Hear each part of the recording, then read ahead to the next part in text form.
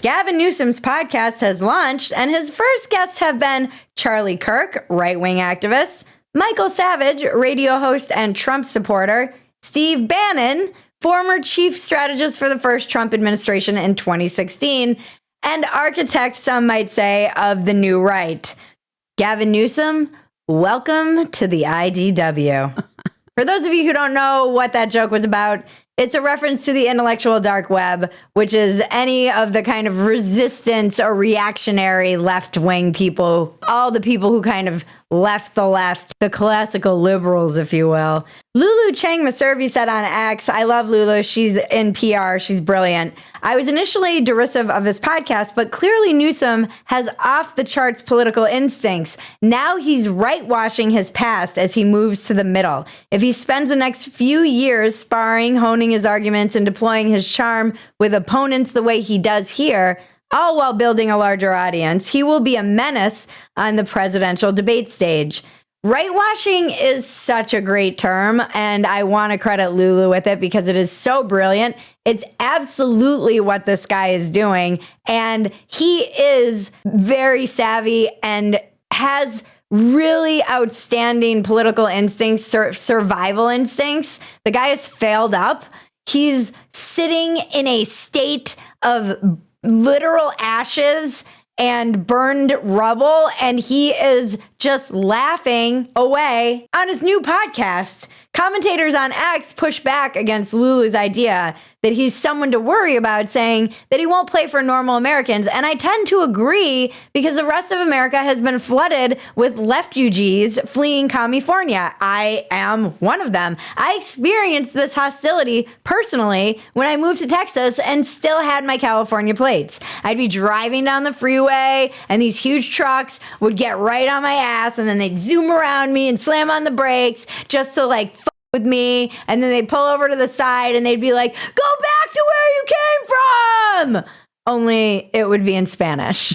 That's good old-fashioned family racism. So I do understand that instinct. Most of America, I mean, there was that ongoing joke that he was like the U-Haul employee of the month or whatever because so many people left his state. Most of them have driven prices up on houses and markets all over America. There's bumper stickers that say, don't California my state or whatever. I will say, though, nothing matters.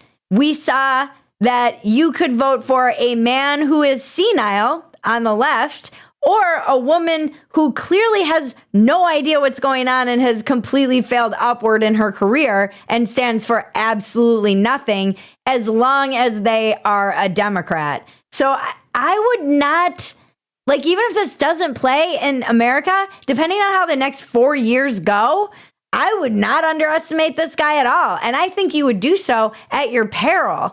Gavin was flattering Charlie Kirk, saying his son's a huge fan of Kirk. Last night, trying to put my son to bed, he's like, no, Dad, what time? What time's Charlie going to be here? What time? And I'm like, dude, you're in school tomorrow. He's 13. He's like, no. This morning, wakes up at 6 something. He's like, I'm coming. And I also don't think enough people are pointing out the fact that, like so many other young men, Gavin's son has been red-pilled, and now Gavin gets to have his own little Baron Trump, a little genius, a little young man. He's like, see, kids, I have a young son who's red-pilled.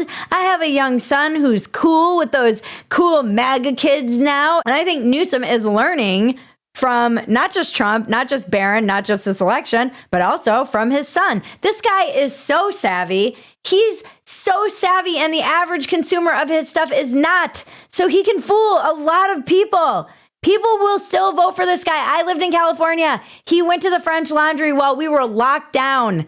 And this became a joke on his podcast that he laughed off and said, oh, it was a bonehead move. Ha ha. How about your whining and dining at French Laundry? Yes, dumbest bonehead move of my life. Okay, own it, move on, grow up. See? Right-washed.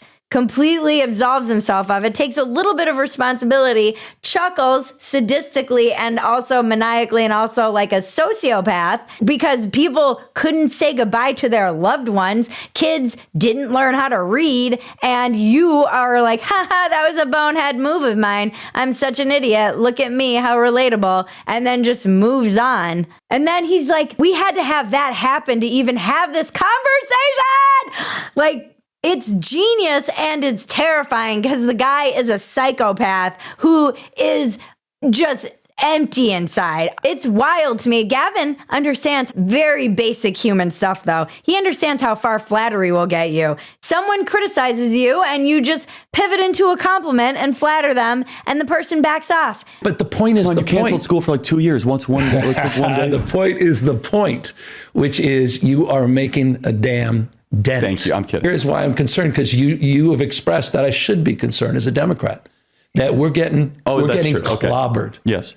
That you've figured something out. It's not me. The president first deserves the credit. But why? No, hold on. You were at this before Trump was Trump. No, I know. The only thing all of these right-wing influencers going on Gavin's podcast proves to me is that they only care about attention and clicks in this space, because this guy's floundering and these right-wing people are throwing him a lifeline. I don't know why they're doing this, but it will undermine their entire movement. I should go on Gavin's podcast. I should be up front with him beforehand and be like, Gavin, I know you have people on who disagree with you, but it's not just that I disagree with you. I hate you.